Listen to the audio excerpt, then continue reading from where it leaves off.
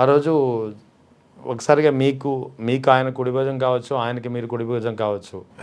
కారణాలు ఏమైనప్పటికీ లేదు, ఒక సాన్నిహిత్యం అయితే మీరు ఆయన ఒక మహానేతగా మీరు చూస్తుండొచ్చు, కానీ బయట నుంచి చూసిన ప్రజలు మాలాంటి వాళ్ళకి, జర్నలిస్టులకు కానీ, సామాన్య ప్రజలకు కానీ ఉండవెల్లి అరుణ్ కుమార్, వైఎస్ రాజశేఖర రెడ్డి ఇద్దరిది ఒక అవినాభావ సంబంధం అని అందరూ అంటారు, ఇప్పటికీ చెప్తారు.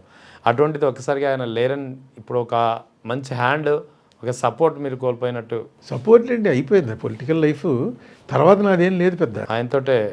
అంటే ఇప్పుడు ఆయనతోటి అప్పటికి 25 ఏళ్ళు అయిందా, 83 నుంచి అవును 2009 25 ఏళ్ళు అయింది. ఓ 25 ఏళ్ల పాటు రోజు పొద్దున్న లేస్తే రాజశేఖర రెడ్డితోటి ఫోను, రాత్రి అయితే రాజశేఖర రెడ్డితో ఫోను, పయ్యూరు వెళ్తే రాజశేఖర రెడ్డి ఇంటికి వెళ్ళడం. అందుకే అన్నా ఇది ఒకసారి రాజశేఖర రెడ్డి టక్కనే తీశారు, ఇంక రాజశేఖర రెడ్డి లేడు.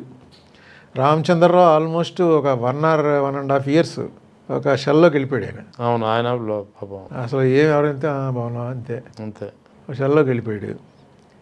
మనకి ఏముంటుంది పెద్ద, నాకేమో పెద్ద అంబిషన్ ఉన్నవాడిని కాదు, ఏదో అవ్వాలని ట్రై చేసినవాడిని కాదు. ఎప్పుడైపోతుందా ఈ పార్లమెంట్ అని వెయిటింగ్ అంతే. అయిపోగానే నమస్కారం పెట్టి వచ్చేసాం అంతే.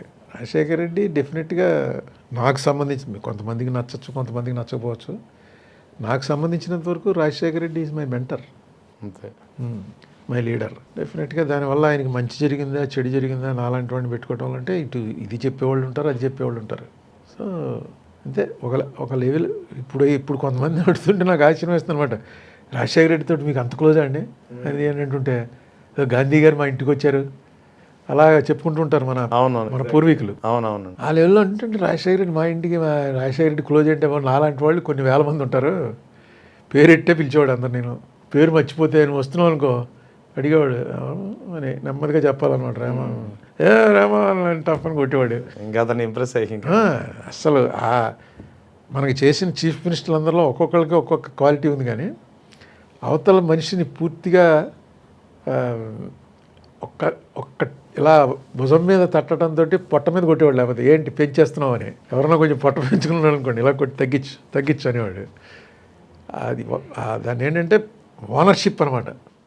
మనిషిని ఓన్ చేసుకుని సొంతం చేసుకోవడం, ఆ మనిషి కూడా సొంతం చేసుకునేవాడు. ఈయన ఒక్కడే కాదు, అది గాడ్ గిఫ్ట్ అంతే క్వాలిటీ.